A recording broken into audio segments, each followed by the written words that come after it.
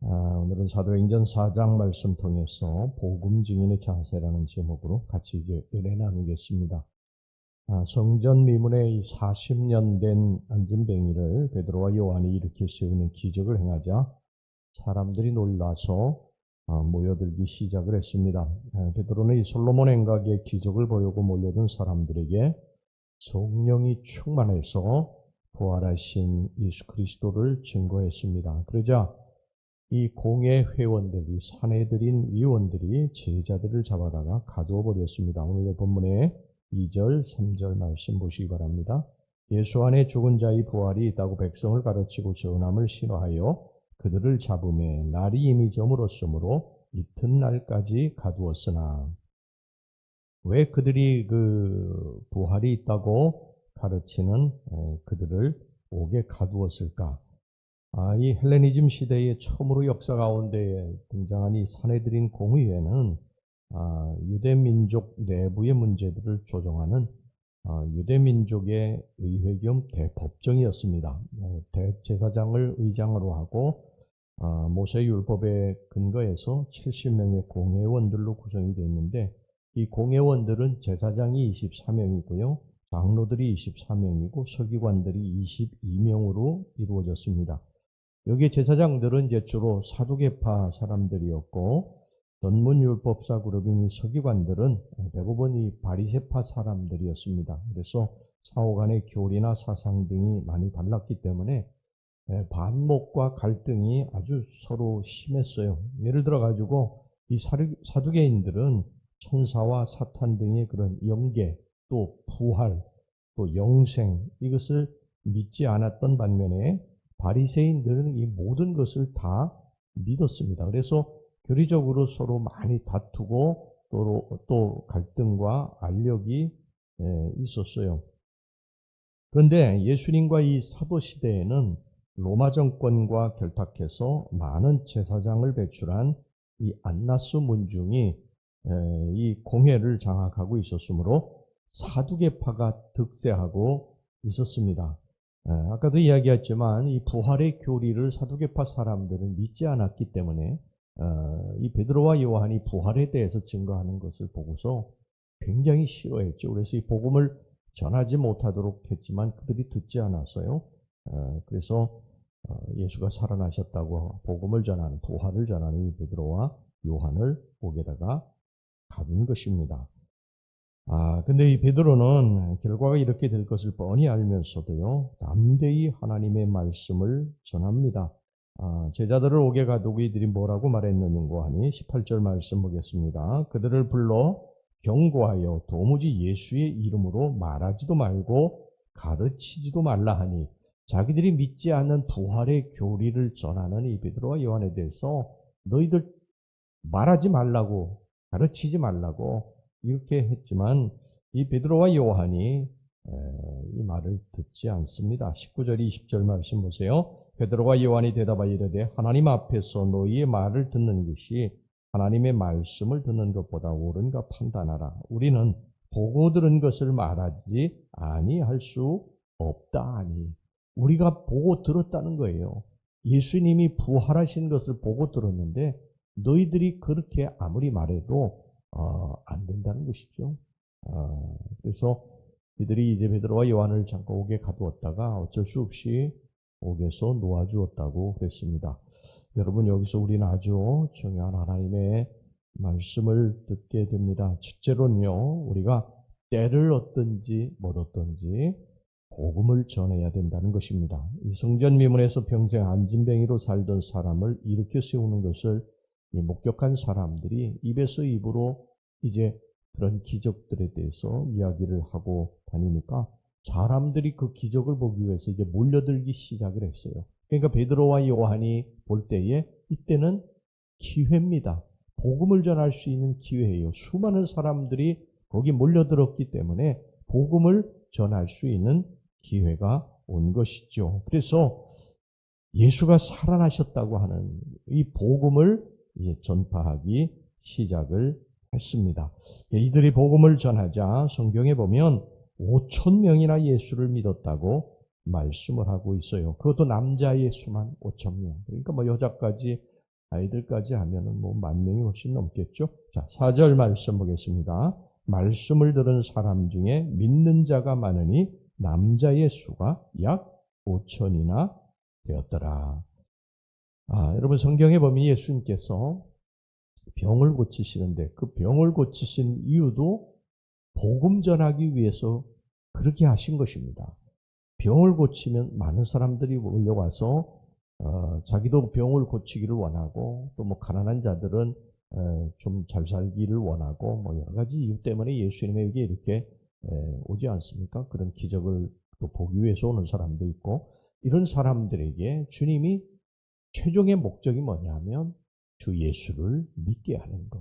바로 이게 목적이었어요. 그래서 예수님께서는 항상 때를 얻든지 못 얻든지 복음을 전하셨고 또 제자들도 바로 이 사람이 모이니 40년 나면서 안진뱅이 된 자를 고치는 이 기적을 보고 사람들이 몰려왔을 때 복음을 전했다는 것입니다. 가장 중요한 것이 복음을 전하기 위함이었다는 것입니다. 여러분 디모데후서 4장 2절에 보면요. 너희는 때를 얻든지 못 얻든지 항상 복음을 전파해야 된다. 이렇게 말씀을 하고 있습니다. 나의 일을 먼저 생각하면 복음 전할 수 없어요. 내 시간을 생각하면 복음 전할 수 없습니다. 희생해야 헌신해야 열매 맺게 되는 것이죠.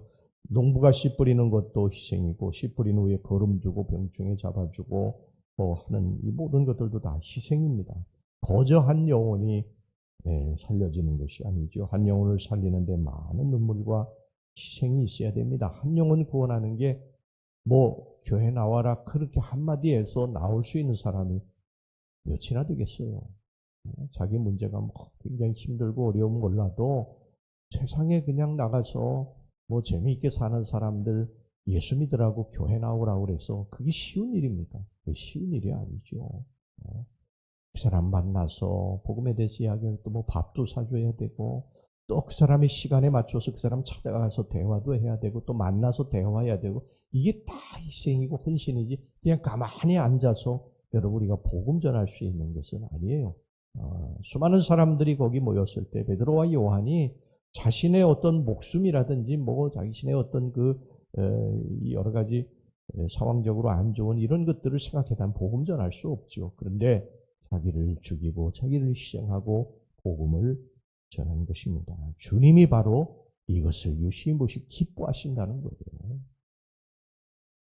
도저히 전할 수 없는 복음을 전할 수 없는 그러한 상황이고 시간적으로도 그런데도 복음을 전하는 사람. 그래서 우리 예수님께서 뭐라고 그러셨습니까? 아름답다 주의 복음을 전하는 발걸음들이요. 이렇게 말씀하지 않았습니까? 여러분 때를 얻든지 못 얻든지 주의 복음을 들고 나가 증거하시는 여러분들이 되시기를 주의 이름으로 축원합니다. 그 다음에 두 번째 여기 보면은요. 성령 충만해야 된다. 복음 전하려면 성령 충만해야 된다는 것입니다. 여러분 베드로 어떤 사람입니까? 제자들이 어떤 사람들이에요? 베드로는 불과 얼마 전에 예수님을 3번이나 모른다고 부인하고 도망친 사람이고 나머지 제자들 다 도망친 사람들이에요. 그런데 이들이 완전히 변해서 나타났어요. 50일 만에. 50일 만에 사람들이 이렇게 완전히 바뀌었어요. 얼마 전까지는 자기 목숨이 두려워가지고 예수님 저주까지 하면서 부인하고 도망치고 꼭꼭 숨어있던 그러한 베드로와 나머지 제자들이 완전히 바뀌었어. 너희들이 십자가에 달아 죽인 예수가 다시 살아나셨느니라. 그러면서 그 예수를 막 증거하는데 자기들을 죽일 수 있는 사람들 아니겠어요?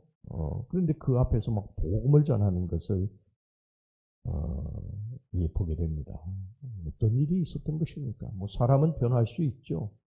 그런데 사람이 뭐 서서히 변할 수는 있어요. 근데 50일 만에 사람이 이렇게 바뀔 수는 없어요. 목숨이 두려워서 벌벌벌 떨고 도망치고 그랬던 사람이 50일 만에 자기 목숨을 두려워하지 않는 사람으로 바뀌는 건 이것은 인간적으로 생각하면 불가능한 일입니다. 어떤 일이 있었던 것이죠. 어떤 일이 있었던 것입니까? 마가다락방에서 그들이 성령을 받은 것입니다. 성령을 받은 거예요. 그러니까 사람이 완전히 달라지게 된 것이죠. 여러분 우리를 지탱해 주는 것은요. 성경의 지식이 아니에요. 이론이 아닙니다. 우리의 눈빛과 우리 발걸음을 힘차게 하는 것은요, 이론과 지식이 아니에요. 체험입니다. 교회를 여러분 오래 다닌 거, 성경의 지식에 대해서 많이 아는 거, 이게 우리를 변화시키는 게 아니에요. 성령의 기름 부음. 이 마가다락방에서 이들이 성령 받고서는 변하지 않았습니까? 성령 충만해야 내 삶이 바뀌어지게 됩니다. 신앙생활이 바뀌어지게 됩니다. 복음 전하지 않던 사람이 복음 전하게 되는 거예요. 이때부터 복음 전하게 됩니다. 여러분이 성령 받기 전에 이들이 복음 전했습니까? 자기 목숨 구하기에 자기의 인생이 제일 문제가 뭐예요? 자기 육신의 문제였어요. 제자들은. 그래서 목숨 구하기 위해서 꼭꼭 숨어 있었던. 그런데 성령 받으니까 이제 자신의 문제는 아무것도 아니라 하나님 앞에 다 맡긴 것이고, 그리고 주의 일을 한 것이죠. 주님이 가장 기뻐하시는 일을 한 것입니다. 여러분, 전도는 내가 하는 게 아니에요. 내 속에 성령의 충만함이 있을 때 성령님이 하시는 줄로 믿습니다. 오늘 여기 본문의 4절에 보면 남자의 수만 5천이 믿었다고 그랬어요. 베드로가 무슨 학문이 있는 사람입니까? 지식이 있는 사람이에요? 많이 배운 사람입니까? 어부 아니에요, 어부. 13절 보세요. 그들이 베드로와 요한이 담대하게 말함을 보고 그들을 본래 학문 없는 범인으로 알았다가 이상히 여기며 또 전에 예수와 함께 있던 줄도 알고, 학문이 없고 아무것도, 다른 사람들이 볼 때도 아무런 지식도 없는 사람. 그런데 그럼에도 불구하고 그가 복음을 전하니까 5천 명씩 회개하고 예수를 믿었던 것입니다. 그 이유가 뭡니까? 8절에 이유가 나옵니다. 8절. 자, 8절 말씀 보겠습니다. 이에 베드로가 성령이 충만하여 이르되 백성의 관리들과 장로들아, 성령이 충만해서, 이게 이유입니다. 다른 이유가 없어요. 50일 만에 이들이 완전히 이렇게 다른 사람이 된 거는 다른 이유가 없고 성령이 충만하여. 성령이 충만하여. 여러분, 성령 충만 받아야 됩니다. 할렐루야. 성령 충만 받기 위해서는 어떻게 해야 한다고 그랬습니까? 사도행전 2장 38절에 보면요, 베드로가 가로되 너희가 회개하여 각각 예수 그리스도의 이름으로 세례를 받고 죄사함을 얻으라. 그리하면 성령을 선물로 받으리니. 회개해야 된다. 회개해야 된다. 성령은 거룩한 영이기 때문에 우리들 속에 죄가 가득 차 있으면 성령님이 오실 수가 없어요. 그래서 우리가 죄를 회개해야 된다. 그 다음에 뭐를 해야 되느냐? 기도해야 됩니다. 사도행전 2장 1절에 보면 오순절날이 미름에 저희가 다 같이 한 곳에 모여서 이들이 뭘 했습니까? 모여서 게임한 것입니까? 식사한 것입니까? 아닙니다. 모여서 기도한 거예요. 그들이 모여서 기도하는데 불의 여같이 갈라지는 성령이 임하게 되는 줄로 믿습니다. 성령 받기 위해서는 기도해야 됩니다. 여러분, 설거지 하다가 밥 먹다가 성령이 임했다고 하는 사람 봤어요? 축구 공 차다가 성령이 임했다는 사람 봤습니까? 시장에서 찬거리 사다가 성령이 임했다는 사람 봤어요? 사람 만나가지고 수다 떨다 성령 받았다는 사람이 있습니까? 없습니다. 기도하다가, 회개하고 기도하다가 성령 받는 줄로 믿으시기를 바랍니다. 모여서 기도하는데 불의 혀같이 갈라지는 성령이 임하게 된 것입니다. 여러분들 기도하러 이 새벽에 오시지 않으셨습니까? 기도할 때 성령이 여러분들에게 불같이 임하게 될 것입니다. 우리 모두가 성령이 충만해서 주의 복음을 전하는 그런 능력 있는 도구가 되시기를 주의 이름으로 축원합니다. 예, 기도하겠습니다. 하나님 아버지, 우리들이 때를 얻든지 못 얻든지 복음 전하는 사람들이 되게 주시옵소서. 아버지 하나님, 우리가 복음 전할 때 성령 충만해야 된다고 성경이 말씀하고 있습니다. 우리가 성령 충만해서 복음 전할 수 있는 그러한 성도들이 되게 해주시기를 원합니다. 우리가 항상 깨어 기도하게 해주시고 주님 앞에 죄를 회개하고 기도하다 성령 받고 복음 전하는 주의 일꾼들이 되게 해주시옵소서. 예수님의 이름으로 기도하옵나이다. 아멘.